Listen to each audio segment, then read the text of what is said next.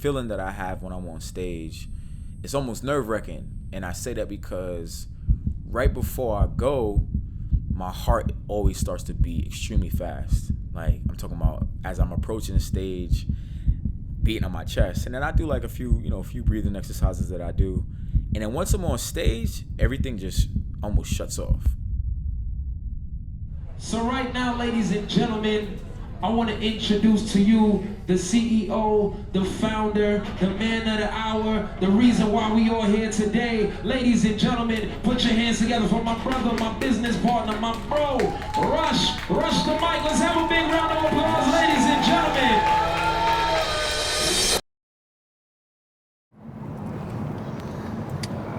Rolling, so you can just start off with like telling us where you're on your way to. And Yeah.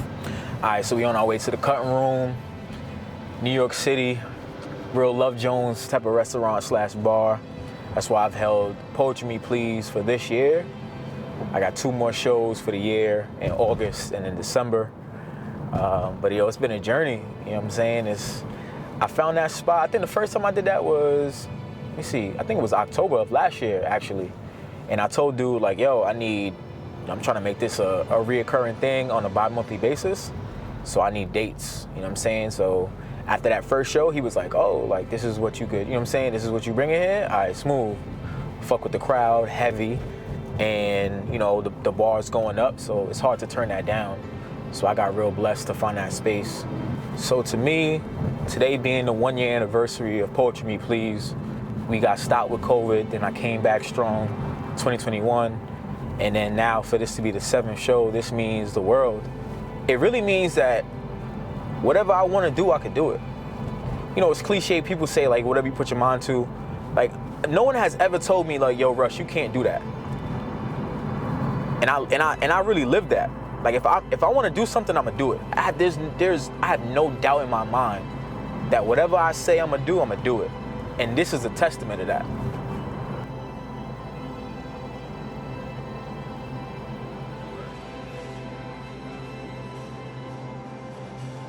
Okay, well, it's our first time. I'm super excited. I love poetry slams. And here at the Cutting Room, oh my God, I'm excited to see how people are going to perform. I'm excited to see the crowd, how they're going to act. So yeah, it's going to be a good time. Oh, I'm expecting energy, man. I'm one of the performers, actually. I go by the name of IT. I don't play tag, but the show's on IT. And if you're looking for the light, that's the place you can find me. We're going to bring all energy tonight, man. Shout out to Poetry Me Please. We outside trying to have a good time tonight. My girl! The videographer. Yeah. Okay, cool. All right, 1 second. Gucci? All right, bet. I'm gonna let this wave go. Where's Jessica? That's what I need. she's in there. She's right there. Bet, I'm gonna go. So I'm gonna make the announcement and then we're gonna start letting people in. But you could kind of filter, you could stay in here just to kind of like filter it a little bit, and I'll be here too helping. Okay. Well, actually, no, I'm gonna go over there. You don't have to be here because we're literally scanning tickets. Bet. So I'm making an announcement. Yo, give me a second. All right, thank y'all so much for waiting. Have your ticket out, please. Doors are open. We have 2 scanners. Get it scanned, find a seat. People are leaving as you are coming in, so be mindful of that.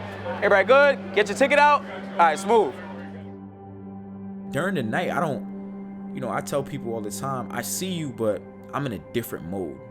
You know what I'm saying? As I'm walking through the night, I have a billion things in my head, in my brain, moving at a crazy rate. So when I'm seeing you, I'm interacting with you, I'm having a conversation, but I'm not really there. I'm locked in because when I'm hosting, I'm holding this event. I probably perform, but I want to make sure that I'm curating something that's going to be meaningful. I'm gonna go through the rules of the night, so this is a little bit different than our normal showcase. This is gonna be my first slam. Yeah, clap it up. Yeah, get some energy out. So what's gonna happen is a poet is gonna get called up. They're gonna have 3 minutes to get their shit off. For the first round, all 10 poets will go. The second round, the top 7 will advance. And then after that, the top 4 will advance. We're gonna do 1 round, 2 round. I have intermission. I have a special guest performance, as always. I might do a poem. And then the 4 will go. We'll deliberate and all that jazz. and then we'll move forward. And that'll be the end. And then as you know, we have the after party after the show. So please feel free to stay, chill. My name is Reassurance Brown, AKA Rush the Mic, Mr. Brown. However you know me as, I am the founder of Poetry Me Please, and today will mark the 1-year anniversary of Poetry Me Please.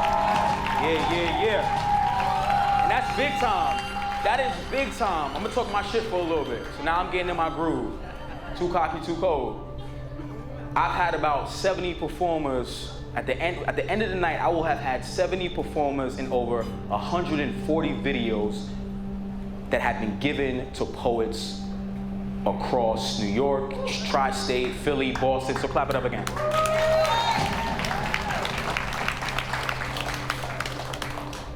Poetry Me Please is a spoken word poetry platform that provides a stage for poets across the world to showcase their talents through creative verbal expression. There's about 250 of you in a room for poetry. I'm gonna say that Poetry Me Please is the biggest showcase series in New York City on a consistent basis. So I'll leave with that, clap it up. Thank y'all so much for coming out. And I'm doing this because I can. Gangster. That's it, because I can.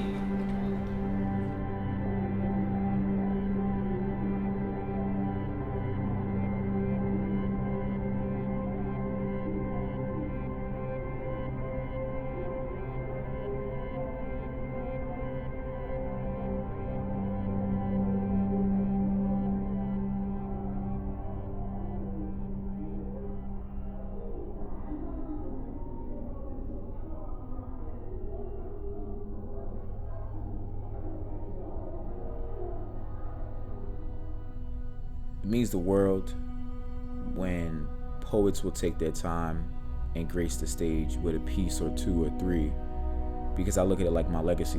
When I sit back and I say, what is Poetry Me Please? I want people to say like, yo, that's a fire event. It's a monumental poetry event for us. And by us, I mean the poetry community. And poets around the world, whether you're an artist, a rapper, somebody who gets on stage and just a storyteller, I want people to be like, yo, that's Rush event. You know what I'm saying? I'm all about leaving a legacy. So when I think about 5 years from now, 10 years from now, what that looks like, is Poetry Me Please will live on, and I don't have to be here for Poetry Me Please to live on. I want somebody to be confident in saying like, yo, as they're building their own platform, yo, you a poet? Where you perform that? I perform at Poetry Me Please.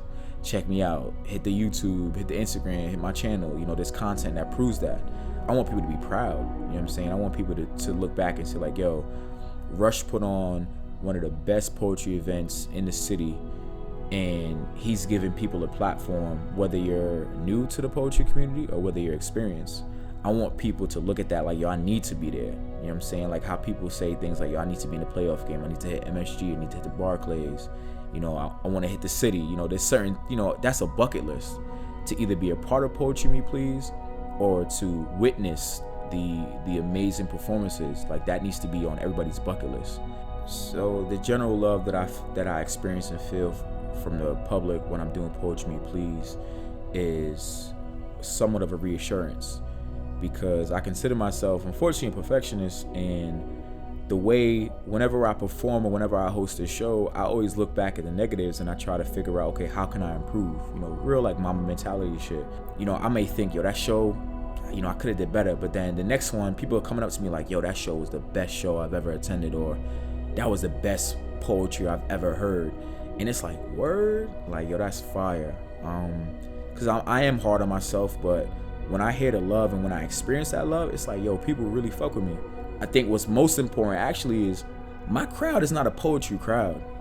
My crowd is just primarily black, young, individuals that are growing up in society and that are trying to navigate, find themselves, find their identities, or, just networking, finding your lover, bringing a date, whatever it is.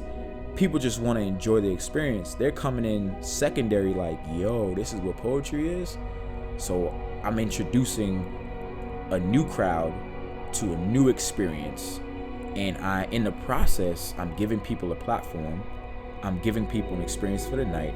And I'm also holding up poetry, the name of poetry, but the art of spoken word. You know what I'm saying? So it's threefold in terms of what I'm doing. And that's all through, again, just circling back to the love. People just like, yo, I actually like this. And that's what's most important.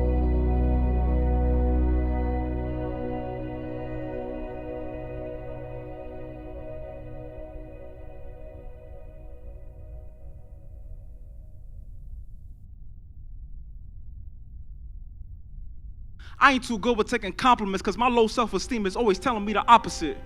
I'm in a constant war with the fist in my chest and illusions in my mind. Sometimes my daydreams are filled with hypothetical situations of how this will all one day end. I think about all the ways I could fuck this up, sabotaging your love because I don't love myself enough. Because the shot is always bigger when it's dark liquor. They'll scar you like Simba and turn your father's slaughter into one of those videos you can only watch once, but they'll call him a martyr. I swear, I ain't lying, king. What's harder, being used for your durable design to hold their ignorance, or them judging you for the opacity of your natural given pigment? This body, my body, I no longer want it, no longer deemed as owner, no longer property of this empty shell that I call a home. It be theirs now. The wolves, the streets, the catcallers, the men who use my body as another tally to define their masculinity. It be their property. I just be spirit, walking embodiment of my reflection. I don't want possession of something that has never felt like home to me. So tell me, where do I liberate this flesh?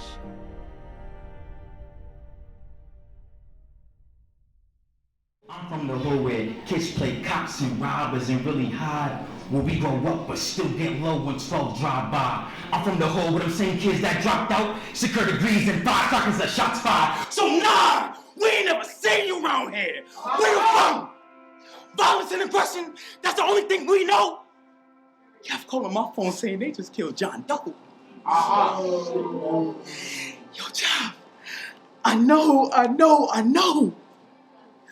We're reaching back to the block was a humble, underrated win. Look at us, wishing it was manslaughter, but it's homicide in the nighttime beside someone's daughter. 3.5 million street value. You tried to take the easy way out for your family, man. Look where that's got you. I've been a product of a single mother. That's something I never undervalue. And I got 2 older brothers who hit first and axe later. That's why I worry about them. I got a dope-ass sister sitting in the 3rd row. That's what I love about you.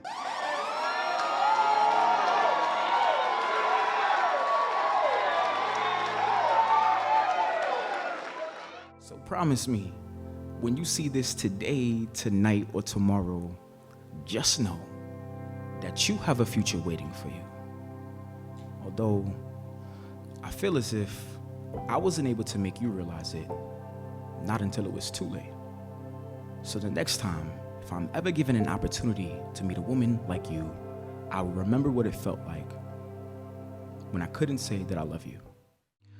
Genuinely, respectfully, don't ask about my day. Just know that when I walk in with my head down, that it was shitty.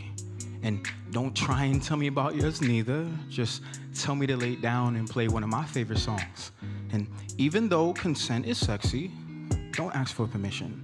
Just lay beside me. Please take away my options. You know I only function in warmth. Just...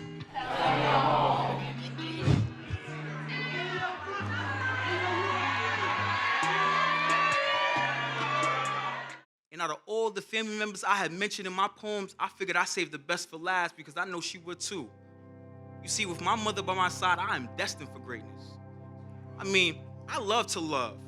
I think I love to love so much, I struggle to show it and use my poems as living proof. If the pens in my pocket could propose to paying homage, the ink on my paper would scream, I do.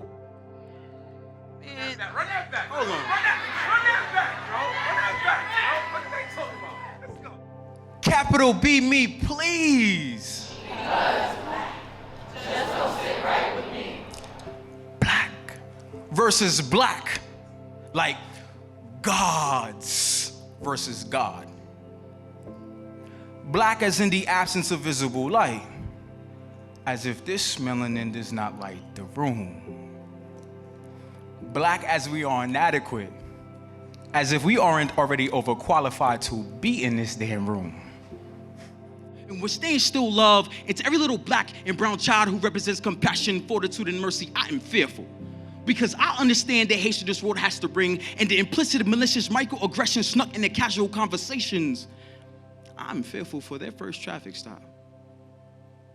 When we let authorities decide if they'll be put on a temporary leave with pay while we be made an example on the nice news that our older brothers and sisters are left of you.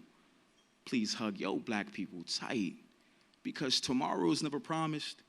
We are merely targets that have been chastised without thank yous and kiss goodbyes below, or how we bled for garbage.